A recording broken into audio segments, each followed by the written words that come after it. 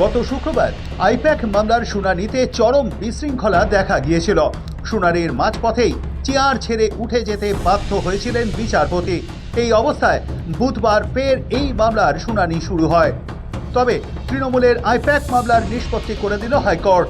I-PAC কাণ্ডে কলকাতা হাইকোর্টে ইডির বিরুদ্ধে দায়ের করা তৃণমূলের মামলা টিকল না, খারিজ হয়ে গেল। তার কারণ এনফোর্সমেন্ট ডিরেক্টরেট তথা ইডির তরফে আইনজীবী জানান, প্রতীক জেনের লাউডন স্ট্রিটের ফ্ল্যাট বা সল্টলেকের অফিস থেকে তদন্তকারী সংস্থা ইডি কোনো কিছুই বাজেয়াপ্ত করতে পারেনি। যে কাগজপত্র সেখান থেকে বাজেয়াপ্ত করা হয়েছে তা করেছেন মমতা বন্দ্যোপাধ্যায়। শুনানি পর্বে ইডির তরফে এই সাফ কথা শোনার পর আশ্বস্ত হন তৃণমূল কংগ্রেসের আইনজীবী। সওয়াল জবাবের সময় তিনি বলেছিলেন, ইডি যদি অন রেকর্ড জানায় যে তারা কোনো নথি বাজেয়াপ্ত করেনি, তাহলেই মহামান্য আদালত তথা কলকাতা হাইকোর্ট তাদের পিটিশনকে ডিসপোজ করে দিতে পারে। যা শুনে ইডির আইনজীবী বলেন, ইডি কোনো নথি বা ডিজিটাল এভিডেন্সই বাজেয়াপ্ত করেনি। তার যুক্তি ছিল, এই মামলায় মমতা বন্দ্যোপাধ্যায়কে পার্টি করা হয়নি কেন, তৃণমূল মামলা করেছে কেন, যার বাড়ি বা অফিসে ইডি তল্লাশি করেছে তিনি কেন কোনো পিটিশন দায়ের করেননি। কলকাতা হাইকোর্টের পাশাপাশি সুপ্রিম কোর্টেও মামলা দায়ের করেছে ইডি। রাজ্য সরকার তাতে আবার ক্যাভিয়েট ফাইল করে রেখেছে। তৃণমূলের পক্ষে সওয়াল করতে গিয়ে মানেকা গুরুস্বামী বলেন, টিএমসি সেই ক্যাভিয়েটের অন্তর্ভুক্ত নয়। তিনি বলেন, তল্লাশিতে যে নথিপত্র বাজেয়াপ্ত করা হয়েছে তা তৃণমূলের অতি গোপনীয় রাজনৈতিক ডেটা। সেই ডেটা সুরক্ষা চায় তৃণমূল কংগ্রেস। তার কথায়, রাজনৈতিক দলের গোপনীয়তা রক্ষার মধ্যেই এই ডেটার গোপনীয়তার বিষয়টি পড়ে। পলিটিক্যাল ডেটা ফার্মের তথ্য তার মধ্যে পড়ে। সুতরাং সেই তথ্যের সুরক্ষা নিশ্চিত করতে হবে আদালতকে। পিটিশনের আর কোনো বিষয় নিয়ে তৃণমূলের আইনজীবী খুব বেশি সওয়াল করেননি। কিন্তু এখানেই অনেককে চমকে দিয়ে ইডির আইনজীবী বলেন, ইডি তো কিছু বাজেয়াপ্তই করেনি, তাই এই মামলা খারিজ করে দেওয়া হোক। ইডি আদালতে জানায় তারা সুপ্রিম কোর্টে আবেদন জানিয়েছে, তাই হাইকোর্টে মামলার মুলতবি চায়। ইডির দাবিতেই মান্যতা দেন বিচারপতি শুভ্রা ঘোষ। আদালত সওয়াল জবাব শেষে এই মামলার নিষ্পত্তি করে দেয়। যেহেতু সুপ্রিম কোর্টে ইডি মামলা করেছে, তাই সেখানে কি হচ্ছে তা শোনার পরেই হাইকোর্ট ইডির মামলাটি শুনবে। ততদিন পর্যন্ত ইডির দায়ের করা মামলার শুনানি মুলতবি থাকবে। পাশাপাশি তৃণমূলের আইপ্যাক মামলারও নিষ্পত্তি করে দেয় কলকাতা হাইকোর্ট। লার্নেড কাউন্সিল যে আইপ্যাকের হয়ে অ্যাপিয়ার করেছে, সে অ্যাপিয়ার করে দুটো পাঞ্চিনামা দেখিয়েছে কোর্টকে যে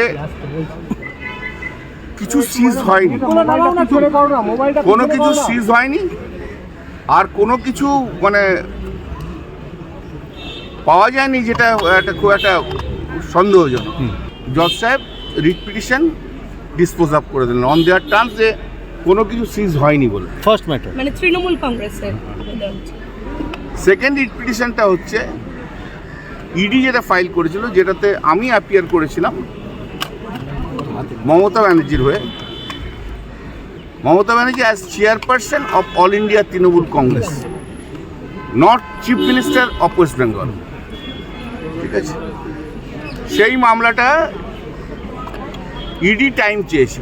ওরা সুপ্রিম কোর্টে ম্যাটার পেন্ডিং আছে, সুপ্রিম কোর্টে ম্যাটার পেন্ডিং রয়েছে, অতএব তুমি এই মামলা এখন অ্যাডজন করে দাও। তো জজ সাহেব ওদের সাবমিশনটা রেকর্ড করেছি যে মানে ইডি অ্যাডজনমেন্ট চেয়েছে এবং আমরা মামলা করতে চেয়েছি, কিন্তু যেহেতু ইডি অ্যাডজনমেন্ট চেয়েছে সেই জন্য মামলা অ্যাডজন করা হলো।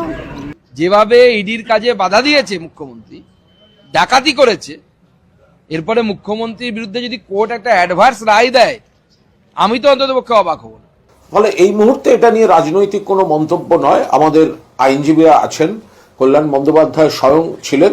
আসলে এই ধরনের মামলা এক একটা পর্যায়ে চলে, ফলে সেই তার একটা মামলা, তার সঙ্গে একটা পিটিশন, তার সঙ্গে হয়তো আর একটা ক্র্যান আসবে, আরো ক্র্যান আসবে। ফলে এগুলোকেই রোজ প্রত্যেকটি ধরে ধরে এইভাবে এটা কোনো রাজনৈতিক মন্তব্য হতে পারে না।